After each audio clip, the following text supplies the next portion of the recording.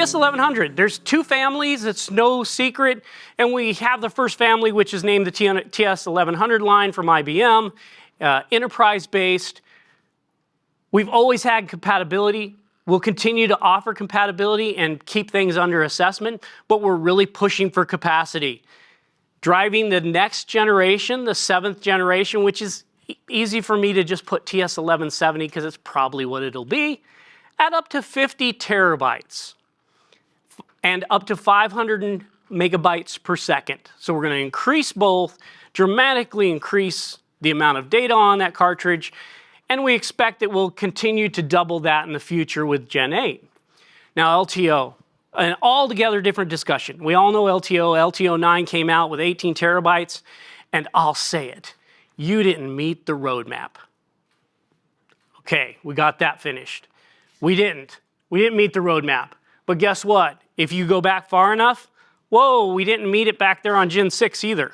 We have to have technology resets. And those technology resets set us up for the future and success where it's going to count. If you look at where the data was sitting, where people were buying, 18 terabytes fit the overall market. But it set the development and the LTO teams up for success. With LTO 10, personally, as an analyst view, 36 terabytes is more than achievable for tape. It can probably come sooner to do 36 terabytes, and it's going to set up success with the next few generations to where they're double, and all of a sudden, you know, you put it in a library that you currently have 28 petabytes in, and by 2035 with a 580 terabyte cartridge, anybody do the math real fast? 918 exabytes in the same space. Remember, we just shifted from petabytes to exabytes. A 28 petabyte library is now going to hold 918 exabytes at the 580 terabyte cartridge. So LTO roadmap's going to continue to expand. Look, we have technology resets, we have technology plans, and sometimes they don't jive with what everybody wants, but LTO's done a really good job of meeting that over time. And the entire industry is in transformation. Software, hardware, drives, libraries. IBM is very focused on libraries because, as Jamie said very eloquently, the availability and the durability are being defined by storage pods, not by the individual hardware HA. Density has to be in the floor space, and it has to be in a standard rack size, and it has to be storage that matters. So today we offer TS4500 in a high density configuration at about 13.4 petabytes per square meter, right? 10 square feet for those of you that can't convert. And you expand this library with frames. It just gets huge, right?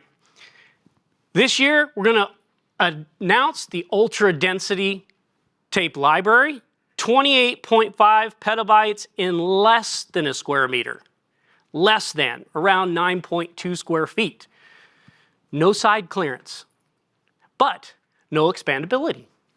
And by the time the next generation, do the math, TS1170 comes out, 60 petabytes in that same floor space, 9.2 square feet.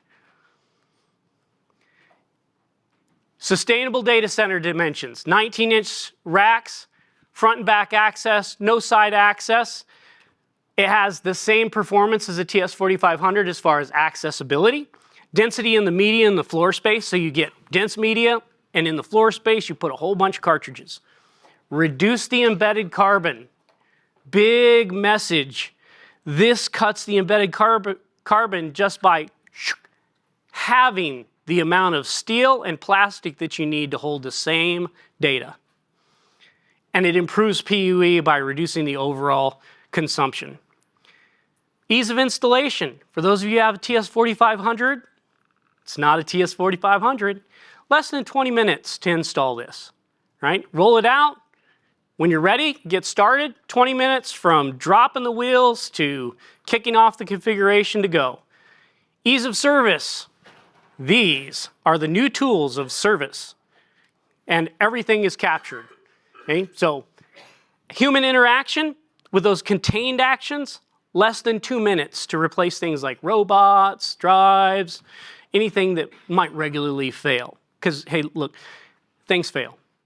No service specialists, and we're going to continue just like the rest of the industry. By the way, I'm an industry player. I like the competition. Everybody's going to continue to offer desk side drives so that you can send these drives to the field and get your M&E data back on just a cartridge and consume it quickly. Small libraries, stackable libraries, which will continue to grow to meet the expectations. And by the way, in this space, the way it's going, stackable libraries are going to play more and more of a role as we do move to erasure coding, especially as 36 terabyte drives come around with 36 terabyte cartridges, and a 3U will now hold 1.4 petabytes of data. The new ultra density library, we're not taking anything away, we're adding this to the infrastructure. It's hyperscale OCP inspired, right? No sticker, but that's where we went with the 19-inch dimensions. But it's not just for hyperscalers, right? If you have deep archives, you never should touch your media.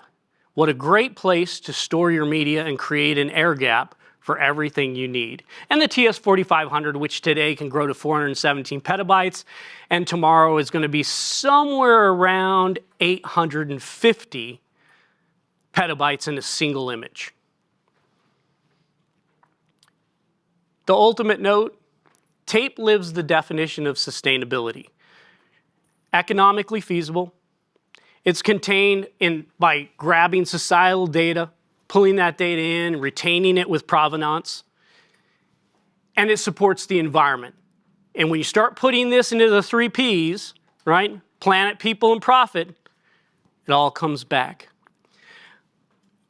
That's all I have. Rich and everybody else, thanks for putting me on stage with all the big dogs. I appreciate it.